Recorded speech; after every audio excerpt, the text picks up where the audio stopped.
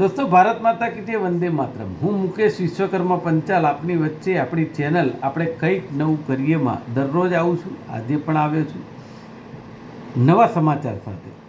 અને વિશ્વાસઘાતથી બચવું એ આપણો મૂળ મંત્ર છે। સમાચારની શરૂઆત કરીએ। આજે એક જ મુદ્દો છે। એ મુદ્દો એવો છે કે રિલેટેડ મુદ્દા છે બેન। એક નાનો મુદ્દો, એક મોટો મુદ્દો। આપણી ભારત સરકાર અને આપણા પ્રધાનમંત્રી એવી વાત કરે છે કે અમે 80 કરોડ લોકોને મફત અનાજ આપીએ છીએ। સૌથી પહેલાં તો એ આપણા માટે ખૂબ શરમજનક બાબત છે કે 145 કરોડ આપણી જનતા જ્યારે જીએસટી ભરતી હોય અને જો એ 80 કરોડ લોકોને મફત અનાજ આપવું પડતું હોય તો એના કરતાં રોજગારી આપવી સારી।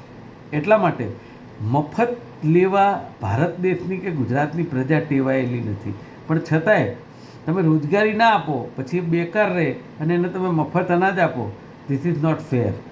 પહેલાં હતું કે સસ્તા અનાજની દુકાનો હતી, એમાંથી સસ્તું અનાજ મળતું, અમે પણ લાવ્યા છીએ અને બધા લાવે, સામાન્ય વર્ગ જે હોય એ લાવે। પરંતુ હું એવું ચોક્કસ કહું છું કે 80 કરોડ લોકો એટલે ખૂબ મોટો આંકડો કહેવાય અને એ હું માનું છું ત્યાં સુધી શરમજનક કહેવાય, પણ હવે આ સરકારને સંભળાય ત્યારે સારું। પણ એમાં એક એવો કિસ્સો બન્યો છે, આણંદમાં સસ્તા અનાજની દુકાનમાં અને જે અનાજ લઈને ગયા, અનાજ લઈને બહાર આવતા હતા, જ્યારે અનાજમાં જોયું તો મરેલા ઉંદર હતા। હવે તમે વિચાર કરો કે આ સ્વચ્છતા અભિયાનના છીંડા ક્યાં ઉડે છે, કઈ રીતનું પાલન થઈ રહ્યું છે। પણ આ જે અધિકારી છે કે સસ્તા અનાજની દુકાનવાળા છે, માલિકો છે, આ લોકોને કોઈ કાયદાનો ડર જ નથી। કાયદો અને વ્યવસ્થા કથળી ચૂકી છે દરેક વિભાગમાં। એના કારણે દરેક લોકો ગુના કરતા જાય છે અને પ્રજામાં લોકો ભોગવતા જાય છે। પણ પ્રજા આપણી છે ગાડરિયો પ્રવાહ। કોઈ પણ વ્યક્તિને તમે એકની એક 30 વર્ષ સુધી લાવી જાઓ ત્યારે એ નિર્ભર થઈ જાય અને ઓવર કોન્ફિડન્સમાં આવે કે અમને પ્રજા જીતાડે છે।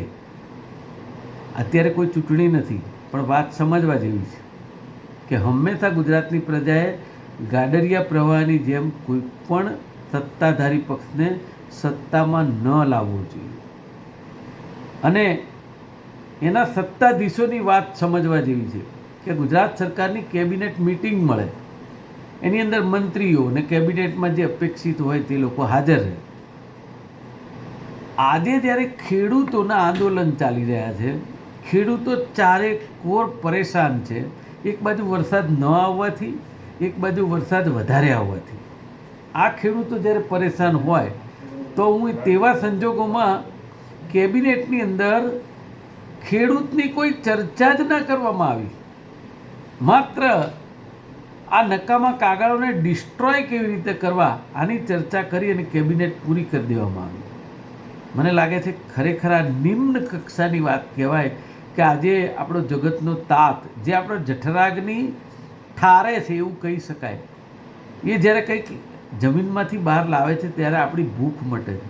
જો એ જગતના તાત માટેના કેબિનેટમાં તમે બે શબ્દ નથી કહી શકતા, એની કોઈ ચર્ચા નથી કરી શકતા, તો આઈ થિંક આપણા મનને ઠેસ પહોંચે। અને જ્યારે ખેડૂતને ખબર પડે ત્યારે કેટલાય ખેડૂતો આત્મહત્યા તરફ દોરાય છે।